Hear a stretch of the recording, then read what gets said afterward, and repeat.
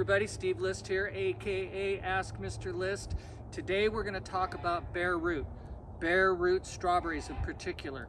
I will have some other videos on bare root coming up later on this week, but today I want to show you about bare root and bare root strawberries. You asked me why bare root strawberries. Two reasons. They're cheap and you can get a lot of different varieties.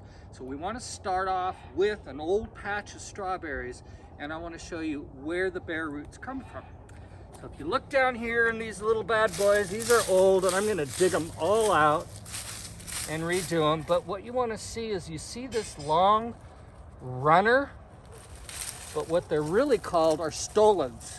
Stolons come from the Latin word stolo, or shoot. And this is where you get your bare root. So really, you could go through this strawberry patch, you could break this off, and you have a bare root strawberry. So we're going to go ahead and remove all these and replant them this year, but I'm going to go in here and I'm going to take all these little babies and I'm going to replant them, and then by summertime we hopefully will have some strawberries. So let's go ahead and go over here and take a look at our bare root project.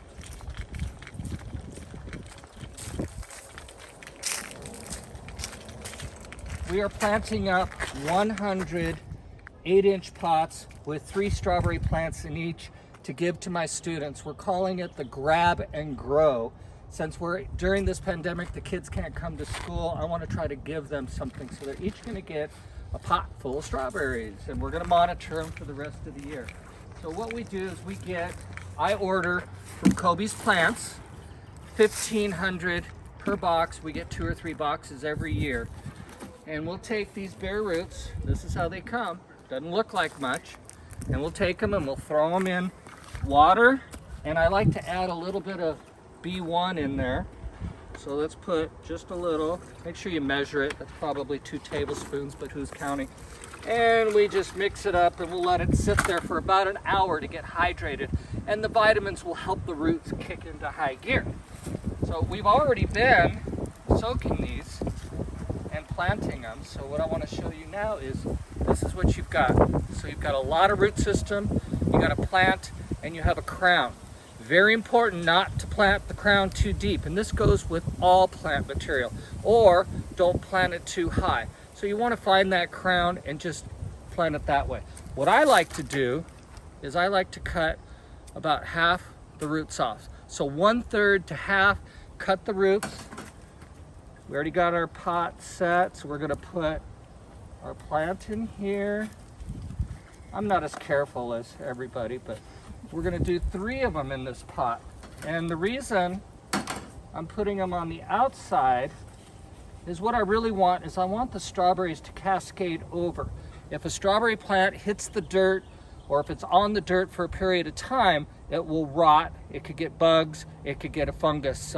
Botrytis is probably the biggest problem. That's that gray mold you get on your strawberries. I'm sure people have seen that.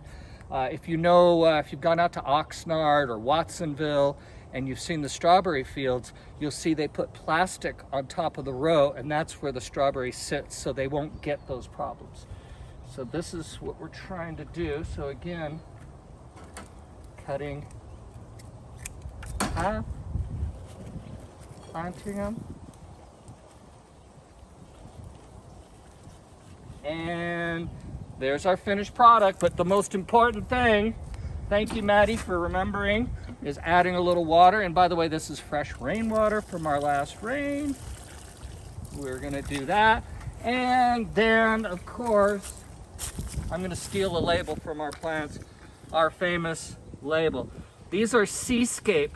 Ooh, that doesn't look like a very good label. These are Seascape strawberries. Sometimes I say tomatoes, I don't know why, but I get them mixed up.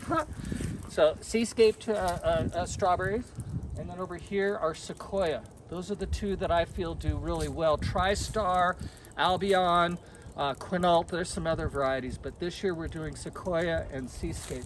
You can see all that we've planted already. There's 100 flats here times 16, so there's 1,600 strawberry plants. And we will donate these to schools, community gardens, low-income projects, my students, or anybody that gives me a call. I hate to say no, but again, there's nothing like a great strawberry, especially SoCal strawberries. Best in the world, in my opinion. Not bad. By the way, that went into the compost bag. Peace out, everybody. Have a great day.